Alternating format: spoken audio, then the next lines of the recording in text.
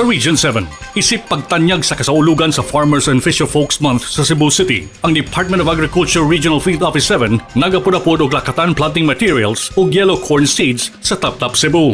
Sumalak ang Department of Agriculture Regional Field Office 7 OIC Regional Executive Director Joel Ilumba. Ang papel sa mga mag-uuma karong panahon sa kalisod, dako kayo og tabang, labi na labihang pagtaas sa presyo sa krudo o petrolyo. Ang huyang na sektor sa ato mga mag-uuma mao ang labihang napektado. Tungod niini, mao pod ang pagkaapekto sa presyo sa mga pinanglanon sa mga konsumidor. Tambag ni Director Ilumba sa mga mag-uuma na magpadayon sa pagpananom sumala sa Plant Program sa DA, ilalom sa administrasyon ni Secretary William Dar aron makatabang sa epekto sa gubat sa Russia ug Ukraine, lakip na ang global crisis. Gawas sa gihimong distribusyon, si Regulatory Division Assistant Chief Daniel Ventura miambit og technical input kabahin sa animal enforcement. Bisaya GYUD! Bisaya GYUD! Bisaya GYUD!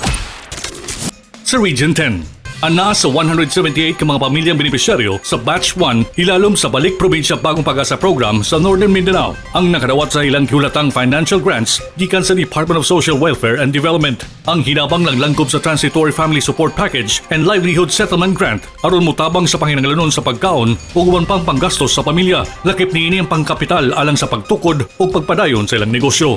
Ang mga gisulting BP2P beneficiaries nagikan sa mga dakbayan nga mibiya sa ilang mga lokalidad taliwala sa krisis na dala sa COVID-19 pandemic.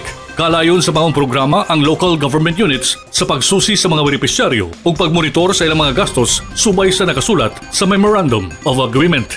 Bisaya GYUD! Bisaya GYUD! Bisaya GYUD! Sa Region 13, ang Department of Public Works and Highways mibutang og dalan na mihatag og mas maayong agyanan padulong sa Sumili Zoological and Botanical Park sa Barangay Sumili, Butuan City, Agusan del Norte. Sa report gikan kang DPWH Secretary Roger G. Mercado, matod ni Regional Office 13 Director Paul M. De Los Santos nga ang proyektong 556.30 meters road widening mikabat sa kantidad na 11.8 million pesos. Ang Barangay Sumili, usa ka layong barangay sa Butuan City, dinahimutang ang Zoological and Botanical Park, nagatanyag sa mga manindot na botanical garden o mga buutan na mga unggoy. Giimplementar sa DPWH Butuan City District Engineering Office. Ang maong proyekto dako ang kontribusyon ngadto sa infrastructure development sa dakbayan sa pagmaintenar sa ecological balance sa maong dapit.